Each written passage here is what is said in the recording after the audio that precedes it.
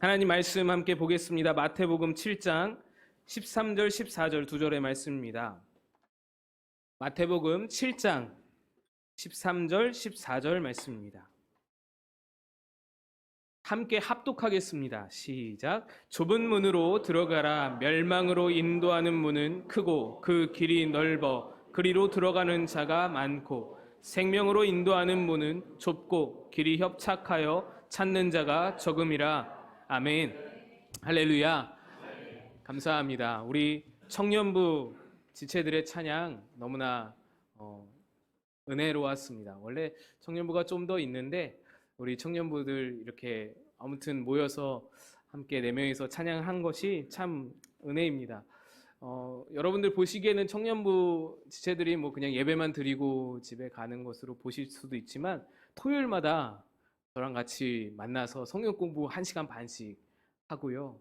또 주일에도 예배 끝나고 식사 같이 하고 또 같이 순모임하고 나름대로 열심으로 하고 있습니다. 또 사실 제가 직전에 청년부를 맡아봐서 잘 아는데 요즘 청년들이 얼마나 예배 분위기 사실 이렇게 딱딱한 예배 분위기에 잘 적응 못하는 요즘 세대입니다.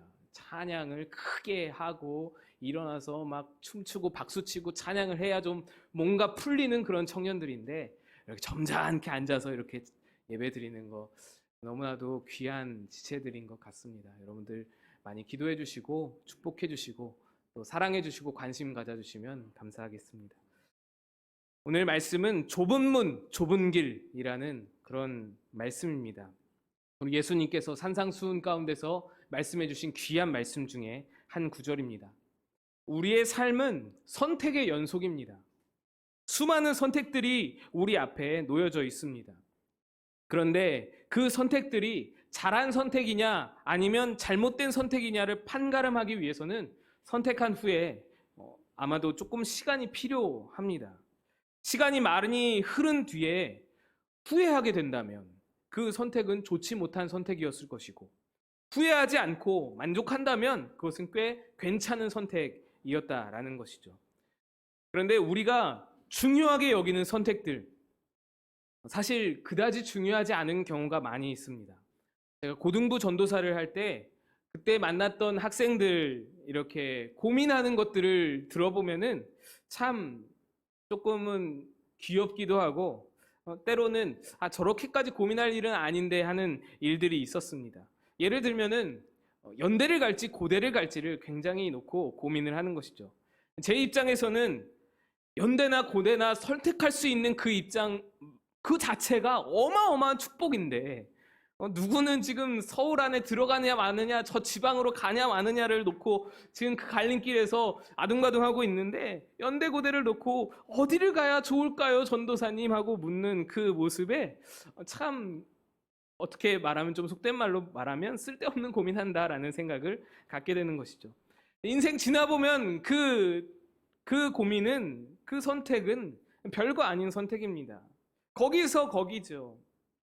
고대를 다녀보니 연대가 좋아 보일 수도 있고요. 연대를 다녀보니 고대가 좋아 보일 수는 있겠지만 만약 우리의 인생이 한 번이 아닌 2번이라서 연대 인생과 고대 인생을 각각 둘 다 살아보아도 아마 불만인 사람은 둘 다 불만일 것이고 만족하는 사람은 둘 다 만족하지 않을까라는 생각을 갖게 됩니다. 좋은 선택이냐 나쁜 선택이냐 이거 잘한 선택이냐 잘못된 선택이냐는 연대냐 고대냐 같은 선택지로는 판가름할 수 없다라는 겁니다. 여러분 그렇다면 좋고 나쁜 선택을 판가름하는 것은 무엇인가요? 그것은 연대냐 고대냐 어디냐 어디를 가야 되냐 무엇이냐 이것을 선택하는 그 기준에 달려있는 것이 아니고 연대에 가서 내가 어떤 삶을 살 것이냐 고대에 가서 내가 어떤 삶을 살 것이냐 요 선택지에 달려있다라는 것입니다. 연대 고대가 중요한 것이 아니고 거기 가서 어떻게 사느냐 어떤 대학 생활을 보내느냐에 따라서 내 인생이 후회하느냐 후회하지 않느냐를 결정짓게 된다라는 것이죠. 바로 어떻게라는 선택지가 좋고 나쁜 후회하느냐 후회하지 않느냐를 결정한다라는 것입니다. 이거 엄청 중요한 선택지 같고 내 인생에 어마어마한 영향을 줄 것 같은 갈림길 같아 보이지만 걸어가 보면 별거 없는 것입니다. 그래서요, 하나님은 어디로 가라, 무엇을 해라, 누구를 만나라 라는 말씀보다는 어떻게 살아라 라는 말씀을 많이 해주시는 것입니다. 하나님이 아브라함에게 내가 내게 보여줄 땅으로 가라 하셨습니다. 그렇게 말씀하신 것은 어디로 가면 복이 있다, 너 동쪽으로 가면 귀인을 만날 것이다, 뭐 이런 점쟁이 같은 말씀을 하신 것이 아니라 어디로 가든지 무엇을 하든지 나를 따르는 삶, 하나님을 따르는 삶, 누구를 만나든지 하나님에게 순종하는 삶을 살아가면 어디로 가느냐, 무엇을 하느냐에 달린 그 복이 아니라 나를 따르는 삶이면, 나를 순종하는 삶이면 복이 있다라는 것을 하나님은 강조해서 아브라함에게 말씀하셨던 것입니다. 그래서 어디, 무엇, 누구 이런 것들과 관련된 선택지는 우리 성도들에게 대부분 그다지 중요한 것들이 아닙니다. 더 중요한 것은 어떻게와 관련된 선택지들입니다. 어떻게 살아가느냐, 오늘 이 자리에서 어떻게 사느냐, 오늘 우리에게 주어진 환경에서 어떻게 이것을 이겨내느냐, 이 고난과 이 어려움을 어떻게 극복하느냐. 그리고 그 선택지는 여러분에게 매일같이 반복되어서 주어집니다. 이 갈림길에서 어떻게 할 것이냐, 이 갈림길에서 무엇을 선택할 것이냐, 하나님을 선택하냐, 세상을 선택하냐. 그 선택지에는 바로 이렇게 적혀져 있습니다. 넓은 길이냐 아니면 좁은 길이냐. 오늘 설교의 제목이 좁은 길입니다. 좁은 길 이렇게 말씀드리면 여러분 좀 어떤 느낌이 드시나요? 갑갑한 느낌이 드실 것 같습니다. 좁은 길 하면 왠지 꺼려지죠. 좁은 문이라고 하면 답답하고 힘들고 어려울 것 같은, 왠지 없던 폐쇄공포증도 막 생길 것 같은 그 단어만으로도 그런 느낌이 듭니다. 그런데 그 단어만으로도, 이 제목을 보고 있는 것만으로도 그런 답답한 느낌이 드는데, 실제로 우리가 인생 가운데서 좁은 길을 걸어가야 한다라고 생각을 하면 이게 얼마나 부담입니까? 굉장한 부담이죠. 그런데 여러분, 제가 한 가지 말씀드리고 싶은 것은, 그렇게 부담으로 느껴지는 것은 좁은 길의 겉모습 때문입니다. 보여지는 모습 때문입니다. 여러분, 길의 가치는 무엇에 있을까요? 길의 가치는 겉모습에 있지 않습니다. 길이 굽었느냐, 길의 바닥에 돌짝길이 있느냐, 이것이 길의 가치를 결정하는 것이 아닙니다. 길의 가치는 그 길이 어디로 향하느냐, 거기에 가치가 달려있는 것입니다. 길이 아무리 험하고 비포장 도로고 아무리 굽은 그런 길이라고 하더라도 내가 가고자 하는 목적지로 갈 수 있는 길이 이 길밖에 없다라고 한다면 그 길을 걸어가야 되는 거예요. 제가 이 동네로 이사 오기 전에 방화대로를 한 번도 제가 밟아본 적이 없습니다. 40년이 다 되도록 방화대로라는 길을 제가 밟아본 적이 없습니다. 물론 제가 기억을 못하는 걸 수도 있습니다. 제가 심각한 길치라서 그냥 모르고 그냥 밟았을지도 모르겠지만 어쨌든 제 기억에는 방화대로가 없었습니다. 제가 30년 넘게 강동구에서 살았고 8년 동안 관악구에서 살았는데 방화대로라는 도로가 있는지조차도 잘 몰랐습니다. 그런데 이 동네에 와서는 하루가 멀다 하고 하루에도 2-3번씩 이 방화대로를 타는 거예요. 왜요? 우리 교회가 이 길 위에 있으니까, 우리 집이 이 길 위에 있으니까요. 길이 아무리 넓고 좋아도 내가 가고자 하는 곳으로 향하지 않으면 일평생이 지나도 그 길은 안 가는 겁니다. 길의 가치는 목적지에 있는 것입니다. 좁으냐 넓으냐 그런 것보다, 생김새보다 방향이 중요한 거예요. 오늘 말씀은 바로 그것을 말합니다. 좁은 길과 넓은 길의 최종 목적지가 말씀에 나와 있습니다. 오늘 읽은 말씀 제가 한번 다시 읽겠습니다. 좁은 문으로 들어가라. 멸망으로 인도하는 문은 크고 그 길이 넓어 그리로 들어가는 자가 많고, 생명으로 인도하는 문은 좁고 길이 협착하여 찾는 자가 적음이라. 마태복음 7장은 5장부터 이어지는 산상수훈의 결론부입니다. 그리고 오늘 읽은 13절부터 27절까지 4가지 교훈이 나오는데, 이 4가지 교훈에는 2가지 대조되는 것들을 대비시키면서 그리스도를 따르는 것을 가르치십니다. 오늘 말씀은 좁은 길과 넓은 길을 대비시키시고요. 15절에서 20절까지는 좋은 나무와 못된 나무를 대비시키고 21절에서 23절까지는 진정한 제자와 거짓 선지자를 또 대비시키고 24절부터 25절에는 지혜로운 건축자와 어리석은 건축자가 비교되어서 나타나고 있습니다. 예수님께서 이렇게 두 가지를 비교하면서 가르치신 것은 똑같은 말씀을 듣고도 예수님이 늘 설교하실 때 말씀하신 똑같은 말씀을 듣고도 항상 반응이 상반된 두 반응을 나타내는 것을 보고 말씀하신 것입니다. 그것들을 경험하신 거예요.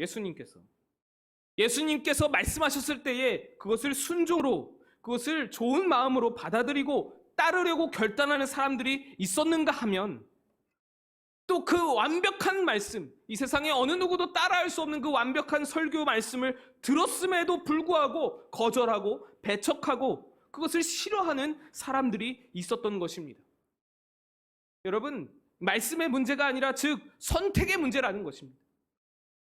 예수님의 말씀을 듣고도 두 가지 상반된 반응을 보였다라는 것이죠. 하나님의 은혜는, 예수님의 말씀은 모두에게 똑같이 공통적으로 임하는데 내가 무엇을 선택하느냐에 따라서, 내가 어떻게 살아갈지를 선택하느냐에 따라서 그 결과가 달라진다는 말씀이 오늘 7장 13절부터 27절까지 나오는 네 가지 교훈에 나타나는 것입니다. 특히 오늘 13절, 14절의 말씀은 갈림길에 세워져 있는 표지판과 같습니다.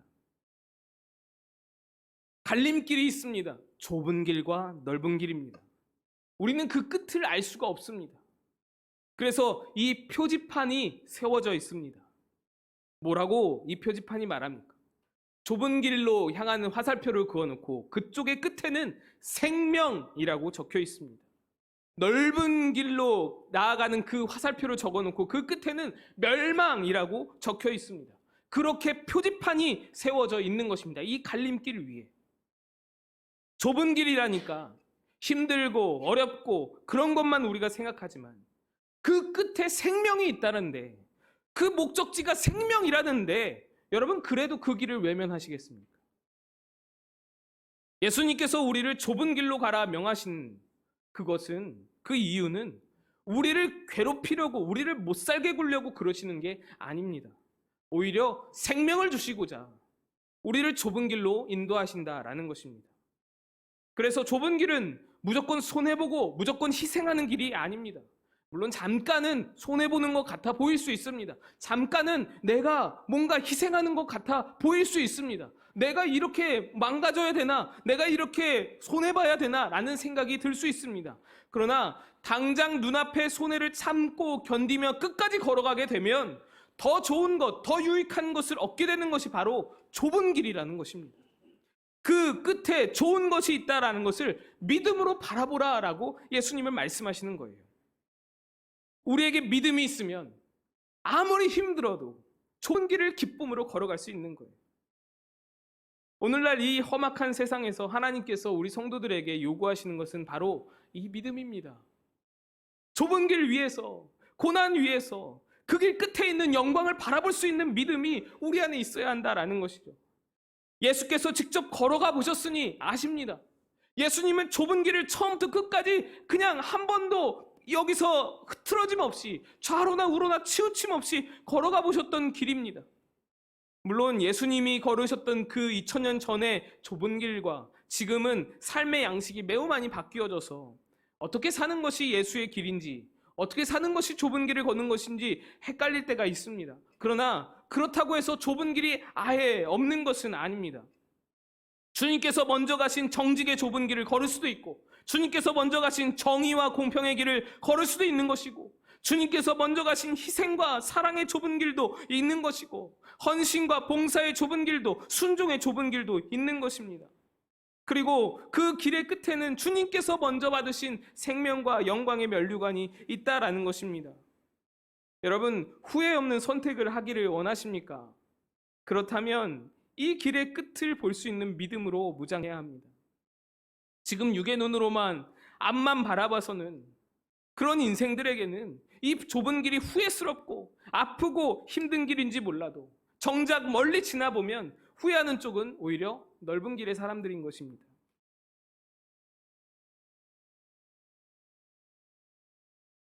아브라함과 롯의 선택이 바로 이 좁은 길과 넓은 길의 선택의 결론을 말해줍니다. 롯이 소돔과 고모라를 선택할 때에 그곳은 여호와의 동산과 같고 애국과 같다라고 말씀하고 있습니다. 여호와의 동산은 에덴 동산을 말합니다. 눈앞에 에덴 동산이 펼쳐져 있는 겁니다. 여러분, 애굽은 애국과 같다라는 말은 당시에 이집트는 4대 문명의 발상지로 굉장히 문명이 발달했던 그런 땅입니다. 그러니까 소돔과 고모라는 자연 환경으로는, 자연으로는 에덴과 같이 너무나도 자연이 잘 보존되어 있고 굉장히 아름답고 찬란한 그런 자연을 갖추고 있고, 또 문명의 발달로는 애굽 땅과 같이 당시의 최고의 문명 애굽 땅과 같은 그런 어떤 문명의 발달, 별천지 같은, 우리가 예전에 미국 땅을 바라보면서 또 시골에서 서울로 상경하여서 별천지가 따로 없다라는 그런 이야기를 하듯이 애굽 땅은 별천지와 같은 그런 땅이었는데, 바로 이 소돔과 고모라가 아름다운 자연과 이런 어마어마한 문명을 함께 동시에 가지고 있는 그런 땅이었다라는 것입니다. 여러분, 누구나 이런 곳에서 살고 싶지요. 이런 것이 바로 유토피아이지 않습니까? 지금도 이런 지역은 찾아보기 힘듭니다. 그러나 그렇게 눈에 보기에 좋은 곳이 바로 넓은 길이라는 것입니다. 롯은 소돔과 고모라를 선택함으로 소돔과 고모라와 함께 멸망당했습니다. 롯의 결론이 바로 넓은 길의 결론입니다. 그러나 아브라함은 아무것도 없는 헤브론 땅으로 나아갔습니다. 그 땅을 선택한 이유는 하나님의 말씀이 있었기 때문입니다. 지난 금요 기도회 때도 제가 말씀드렸지만 아브라함이 선택한 헤브론의 마므레라는 지역은 그 지명이면서 동시에 특별한 의미가 담겨 있습니다. 헤브론은 지명이기도 하지만 교제의 자리라는 뜻의 보통 명사이기도 합니다. 또 마므레는 지명이기도 하지만 동시에 뜨거운, 열렬한, 활발한이라는 뜻이기도 합니다. 아브라함이 선택한 곳은 단순히 헤브론 마므레라는 지명을 넘어서 하나님과 열렬히 뜨겁게 교제할 수 있는 자리라는 의미를 지니고 있다는 것입니다. 그것이 바로 좁은 길이라는 겁니다. 우리가 잘 아는 아브라함의 복된 결론이 바로 좁은 길의 결론이라는 것입니다. 미국 뉴욕에 가면 브로드웨이라는 길이 있습니다. 유명한 길이죠. 200km나 되고 아주 넓은 길입니다. 브로드웨이라는 이름 뜻 자체가 넓은 길이라는 말이죠. 브로드웨이에 세계 경제를 주무르는 금융가 월스트리트도 있습니다. 패션과 공연과 도박과 놀고 먹고 즐기는 데는 빠질 게 없는 그런 거리가 브로드웨이입니다. 근데 이 길이 실제로 우리에게 넓은 길의 특징을 여과 없이 보여줍니다. 당장에 즐길 수 있는 온갖 즐거움이 한자리에 다 모여 있습니다. 마치 소돔과 고모라처럼 말이죠. 그런데 그것은 지금의 즐거움이죠. 그 길의 끝에도 그런 즐거움이 있는지는 모를 일인 것이죠.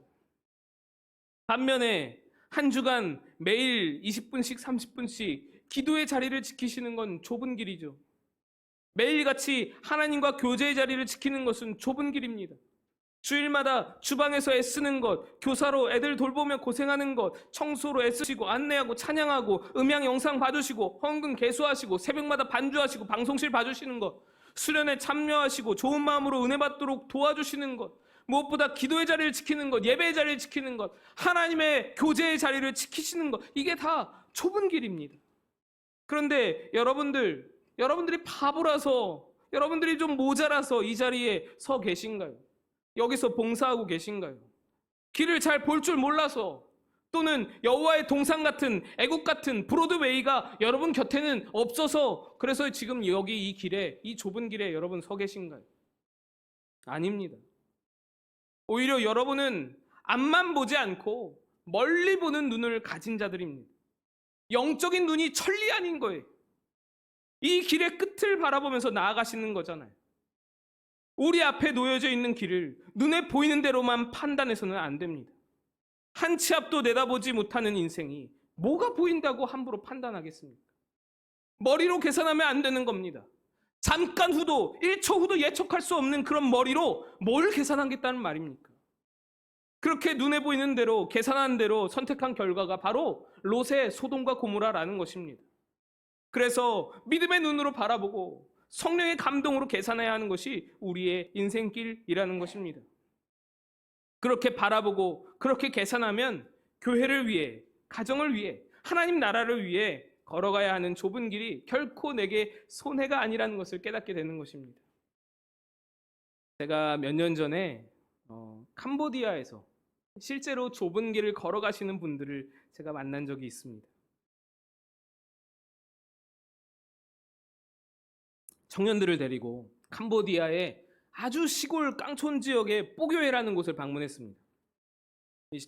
캄보디아에 메콩강이 흐르잖아요. 메콩강 말고도 다른 강들이 흐르는데 이 강들이 크고 넓어서 이 강들이 이렇게 둘러싸여서 섬을 이룬 지역이 있습니다. 이 섬도 여의도 이런 작은 섬이 아니고 큰 섬인데 이 큰 섬 지역에 뽀교회라는 아주 시골 지역에 뽀교회라는 곳이 있었어요. 그곳에 2박 3일간 400명의 아이들, 그곳에 사는 아이들을 만나고 사역하고 그리고 돌아왔던 기억이 있습니다. 3일 동안 40도를 넘나드는 더위에 선풍기는커녕 전기가 들어오질 않아요. 그리고 밤이 되면 모기는 왜 그렇게 많은지 제가 자다가 잠이 도저히 안 와서 새벽에 밖으로 나가봤습니다. 교회 밖으로 나가봤는데 거짓말 약간 보태서 공기 반 모기 반인 거예요. 손으로 이렇게 허공을 이렇게 가르면 모기가 탁탁탁탁 걸립니다. 모기가 어마어마한 거예요. 게다가 수도는 없죠. 우물을 떠서 씻어야 하거든요. 그런 환경이니까 애들이 다 씻지를 못하는 거예요. 샤워도 못하고 세수하고 양치만 겨우 하고 땀 흘려서 막 찝찝한데 밤에도 무덥고 그런데 모기장을 또 쳤더니 바람이 안 통해서 더 덥고 모기장 밖으로 나오면은 모기한테 뜯기고 고생을 많이 한 거예요. 그 교회, 뽀교회라는 교회가 10여 년 전에 어떤 한국교회에서 세워준 교회였습니다. 한국교회에서 10여 년 전에 캄보디아에 그 교회를 세워야겠다 해서 교회를 세우고는 사역자를 모셔두고는 10여 년 동안 방치를 한 거예요. 보통 그렇게 교회를 세우면 자립할 때까지 사역자 사례도 제공하고 교회 유지보수라든지 사택 제공이라든지 이렇게 지원을 하잖아요. 그게 참 선교잖아요. 교회를 세우는 것이잖아요. 그게 진짜 교회를 세우는 건데 건물만 세워놓고는 건물 앞에서 사진 찍으시고는 그러고는 아무 지원도 연락이 없는 거예요. 깜깜무소식인 거예요. 분명히 이거는 한국교회의 잘못이었죠. 그래서 이 뽀교회에 전기가 끊긴 지가 오랜 거예요. 천정에서는 물이 새고 있었어요. 그곳에서 사역하는 현지인 사역자 부부가 계신데 자녀가 아들만 6이었어요. 제가요 어디 가서 자녀 이야기로 위축되거나 그런 적이 없거든요. 근데 그분 앞에서 한마디 말을 못 하겠는 거예요. 부인 목사님이 그 뽀교회 담임 목사님인데 노회에서 주는 $70 사례받고 6남매를 키우고 계신 거예요. 게다가 연결되어 있는 한국교회가 없으니까 우리 같은 저희가 갔던 것 같은 선교팀도 처음 맞이하시는 거예요. 그 뽀교회 지역 주변에 이 섬 주변에 다른 한국교회에서 세운 7개의 교회들이 있었는데 그 교회들은 매년마다 한국팀이 와요. 그 교회를 세운 한국교회들은 너무나 충실하게 성실하게 이 교회들을 보필하는 거예요. 지원해 주는 거예요. 그래서 매년마다 의료팀이 와서 봉사해 주고 어린이 사역팀이 와서 사역해 주고 헌금해 주고 교회 망가진 데 있으면 고쳐 주고 페인트 칠해 주고 계속해서 지원을 이 7교회들 둘러싼 7교회들은 해 주는 거예요. 근데 이 교회는 아무도 오질 않는 거예요. 보다 못해서 이 교회 두 분 목사님이 두 분 사역자분들이 이 7교회의 한국팀들 올 때 가서 스텝으로 섬겨주셨어요. 스텝으로 섬겨주고 조금 지원해주는 그 지원금 받아가지고 돌아오는 거예요. 여러분 10년 동안 옆에 교회들은 그 7개 교회들은 매번 한국이 와서 막 지원해주고 고쳐주고 다 해주는데 여기는 아무것도 없는 거예요. 얼마나 외로웠겠어요. 아무도 도와주지 않고 스스로 100명의 아이들과 할머니, 할아버지 몇 분 이렇게 그분들 보살피면서 사역을 해 오시는 거예요. 제가요 궁금해서 이 아이들이 헌금을 얼마 내냐고 물어봤어요. 할머니, 할아버지들은 헌금을 안 내시고 애들이 헌금 얼마 내냐 물어봤어요. 애들 한 명이 우리 돈으로 일주일에 헌금 25원 정도 낸대요. 100명인데 그중에 다 내는 것도 아닌데 다 낸다고 쳐도 일주일이면 전교인 헌금이 2,500원입니다. 기가 막히죠. 한 달 모으면 10,000원입니다. 전교인 한 달 헌금이 우리 교회 한 명의 주정 헌금인 거예요. 그러니 여러분 그걸 뭘 할 수 있겠어요? 남편 전도사님 따로 일하면서 생활하고 주일에 교회 사역하면서 감당하시는 거예요. 근데 제가 여기서 더 놀랐던 것은 그 교회 부지와 교회 건물이 바로 그 사역자들의 명의로 되어 있는 거예요. 건물과 땅을 다 처분하면 몇 천만 원 나오는 거예요. 몇 천만 원이면 캄보디아에서 10년 동안 놀고 먹을 수 있는 돈이에요. 아무 일 안 하고도 그냥 놀면서 먹고 살 수 있는 돈이 몇 천만 원이 그 명의로 되어 있는 거예요. 자기 명의로. 그런데 그거를 팔아 넘기지 않고 10년 동안 오히려 그 교회 붙들고 외로움과 싸우면서 저 같은 사건 같은 목사면 진작에 팔아치우고 넓은 길로 갔을 텐데 교회를 생각하면서 이 어린 100명의 영혼들 생각하면서 이 외롭고 힘든 좁은 길을 인내하면서 걸어오신 거예요. 나이도 저와 동갑이에요. 그런데 그런 교회에 제가 인솔한 팀이 간 거예요. 처음으로 10년 만에 처음으로 가서 어린이 사역하고 우물물이 다 마르도록 물 퍼서 물놀이 해주고 400명 되는 애들 티셔츠 선물해주고 머리도 다 감겨주고 그랬어요. 그 사역자분들이 얼마나 감격스러워했는지 몰라요. 그냥 뭐 하나 하면은 울어요. 뭐 하나 하면 울고 얼마나 감사해야 하는지. 둘째 날까지 모든 사역을 잘 마치고 아이들 다 집에 돌려보내고 짐을 정리하는데 갑자기 번개가 치면서 비가 장대비 쏟아지기 시작했습니다. 저희가 갔던 시기가 우기임에도 불구하고 사실 비 구경을 잘 못했는데 1시간이 넘도록 비가 엄청 쏟아지는 거예요. 그래서 저가 같이 갔던 청년들이 그 비에 갑자기 이 정신을 놓더니 막 나가서는 비누질을 막 하고 샴푸를 하고 그 빗물에 막 샤워를 하더라고요. 그 비를 이렇게 제가 창문에서 이렇게 바라보다가 갑자기 저에게 하나님이 저에게 말씀하시는 것을 느꼈어요. 고맙다, 고맙다. 이 말씀을 느낀. 뭐가 고마우신가? 이 비는 너무 고마워서 내려주는 위로의 비이고 고마움의 눈물이다 라고 말씀하는 거예요. 뭐가 고마우시지? 하나님이 도대체 우리에게 뭐가 고마우실까? 하나님은 이 작은 교회를 10년 동안 아무 보상도 없이 아무도 관심 갖지 않아도 이 불교 국가에서 묵묵히 좁은 길을 걸어온 이 사역자, 이 가정을 하나님은 10년 동안 지켜보고 계셨던 거예요. 그리고 10년 만에 처음으로 저희 팀이 그의 사역자들에게 위로를 전했을 때에 하나님은 그게 너무너무 고마워서 장대비 같은 눈물을 쏟으신다라는 거예요. 제가 그 하나님의 마음을 느끼면서요, 그 사역자 두 분이 너무너무 부러웠어요. 여러분 생각해 보세요. 누가 나를 돕는다고 하나님이 나 대신 그 사람에게 고마워하시고 뭐 눈물을 흘리시고 너무 감격해 하시고, 여러분 이러면 대단한 일이죠. 얼마나 대단한 일인가. 제가 그 두 분이 너무너무 부러웠어요. 그 두 분의 삶이, 하나님이 그분들을 바라보시는 시선이, 저는 거기서 알았습니다. 아, 좁은 길의 끝에 생명이 있다는 것이 이것이구나. 좁은 길의 삶은 하나님이 갚아주시는 인생이구나. 좁은 길의 삶은 하나님이 책임지시는 인생이구나. 그 사람들을 도와주는 사람들에게 복을 주시고 그 사람들을 저주하는 사람들을 대신 처단하시는 그 갚아주시는 인생이 바로 좁은 길을 걸어가는 인생이구나. 여러분, 좁은 길이 희생이고 헌신이고 손해라고 생각하시나요? 아닙니다. 저는 그렇게 생각하지 않아요. 캄보디아의 뽀교의 사역자 두 부부를 만나보면서 더욱 그것에 대한 확신이 생겼습니다. 넓은 길은 내가 좋은 것을 챙기고 내가 만들어가는 삶이에요. 내가 다 챙겨야 돼요. 내가 다 계획해야 돼요. 내가 계산하고요. 내가 축복을 만들어야 돼요. 그러나 좁은 길은 하나님이 책임져 주시는 거예요. 그래서 생명의 길인 것입니다. 오늘도 하나님은 여러분을 좁은 길로 부르시는 줄로 믿습니다. 어떤 이에게는 거룩의 좁은 길을 말씀하십니다. 어떤 이에게는 진실함의 좁은 길을 말씀하십니다. 또 어떤 이에게는 영혼에 대한 좁은 길을, 봉사와 섬김에 대한 좁은 길을, 가정을 위한 좁은 길을, 교회를 세워가는 일에 대한 좁은 길을, 하나님 나라 건설에 대한 좁은 길을 말씀하십니다. 그 좁은 길을 여러분의 눈으로 판단하지 마시기를 축복합니다. 지레 겁먹고 치워버리지 마시기를 축복합니다. 그 길이 생명의 길이 될 것이기 때문입니다. 하나님이 책임져 주시는 인생, 좁은 길 위에 있는 줄로 믿습니다. 믿음으로 그 좁은 길 나아가시는 여러분 다 되시기를 축복합니다. 함께 기도하겠습니다.